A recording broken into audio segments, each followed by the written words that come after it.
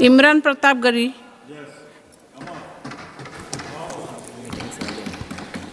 Ma'am, मैं प्रधानमंत्री जी की Imran ji, you have 5 minutes. Ma'am 10 minute You have 5 minutes. We requested chairman साहब Okay. he allowed 10 minutes. Ma'am, प्रधानमंत्री जी की सैकड़ों बार थपथपाई गई मेज के बीच अंतरिम बजट पेश किया गया और बड़े बड़े दावे किए गए। देश ये कैसा बनाया आपने, लूट कर पैसा बनाया आपने, देखिए जलते दिए भी बुझ गए, अजब दीपक राग गाया आपने। मैम, पूरा सदन अमृत काल के बजट की चर्चा कर रहा है, मैं तो गरीबों की रोटी और दाल के बजट की चर्चा करूंगा।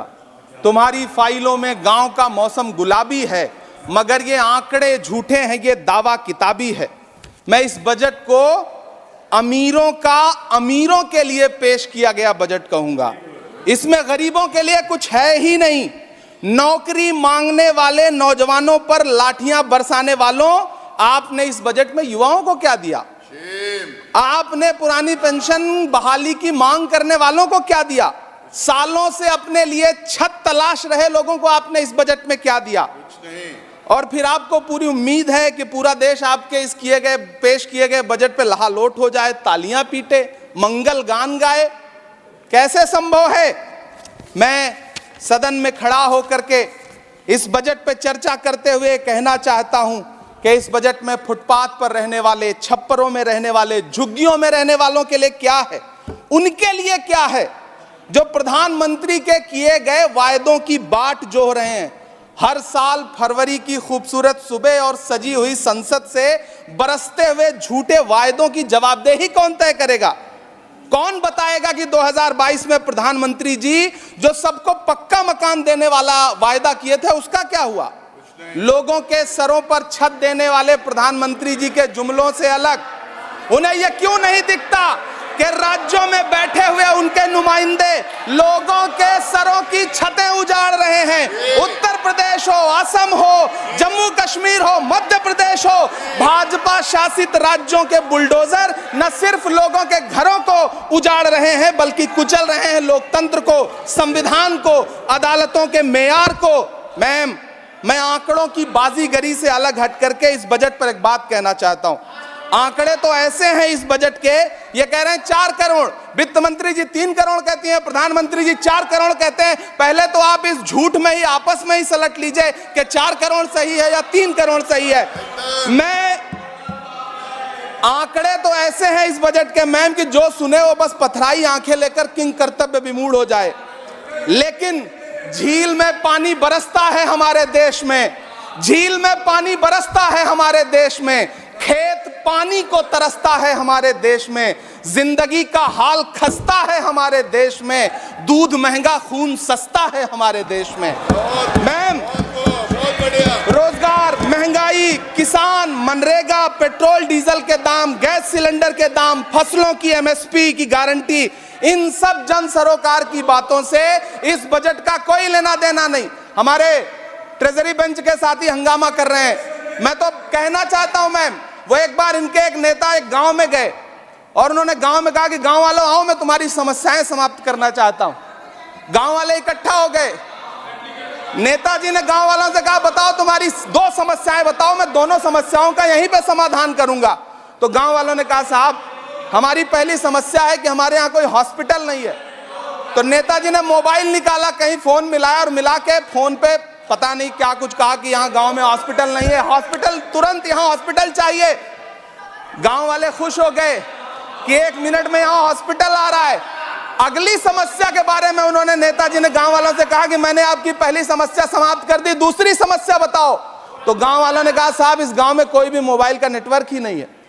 ये है इनके काम करने का तरीका, ये है झूठ बोलने का तरीका। इन्होंने वायदे किए बड़े बड़े, जो 10 साल के इनके वायदे हैं मैं उनके बारे में बात करूंगा। वायदों से ज्यादा इनके नारों पे बात करूंगा। पहला नारा था बहुत हुई महंगाई की मार, अब की बार मोदी सरकार।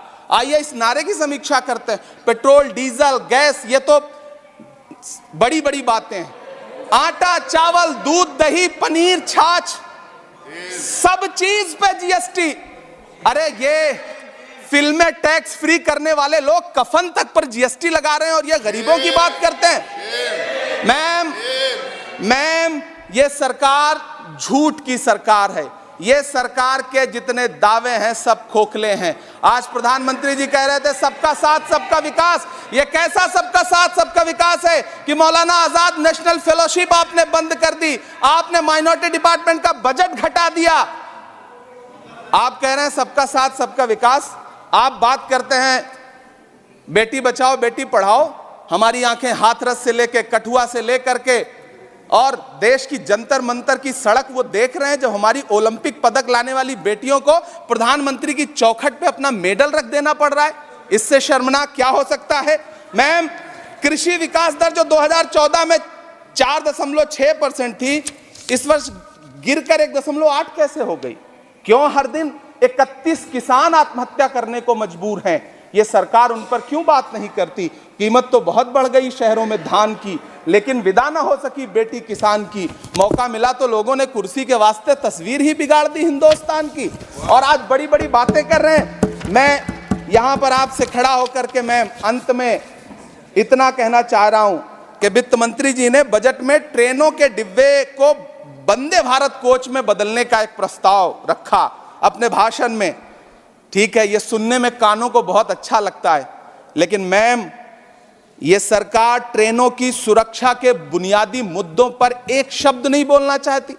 बालासोर हादसे में घायल हुए लोगों की चिता की राख अभी तक ठंडी नहीं हुई है। वंदे भारत के वीडियो पोस्ट करने वाली ये सरकार कभी भारत की जनरल डिब्बों की, रेलवे के स्लीपर क्लास डिब्बों की वीडियो अगर पोस्ट करे ट्विटर पे तब समझ में आए। बिहार से, इलाहाबाद से, लखनऊ से दिल्ली आने वाली, मुंबई जाने वाली ट्रेनें देख लीजिए, उनकी हालत देख लीजिए, तो आपको लगेगा कि ये वही ट्रेनें हैं। आज स्थिति ये है कि रेलवे स्टेशन तो छोड़िए, रनवे पर खाना खिला रही हैं आपकी प्राइवेट एयरलाइंस। अभी आपने जुर्माना लगाया है, नोटिस दिया है एक एयरलाइंस को। यह स्थिति आपने करके रख दी है ट्रेनों की, एयरलाइंस की। ऐसे में मैम कागजों पर तो आप कितना भी वंदे भारत और बुलेट ट्रेन सर पर दौड़ा लीजिए, लेकिन असल में भारत की ट्रेनों की डिब्बों की सवारियों की हालत देखने लायक है। अगर सरकार खुली आंखों से उसे देखना चाहे तो देखे और उनकी स्थिति सुधारे। आज प्रधानमंत्री जी ने अपने भाषण में यहां खड़े होकर कई बार न्यू मिडिल क्लास की बड़ी चर्चा की, न्यू मिडिल क्लास जनरेट करेंगे। लेकिन मैं तो यहां खड़ा होकर के सरकार से कहना चाहता हूं कि न्यू मिडिल क्लास का जुमला अपने पास रखिए। यह बताइए कि जो पुराना मिडिल क्लास है उसके साथ आप कैसा व्यवहार कर रहे हैं। आज उसकी स्थिति क्या है?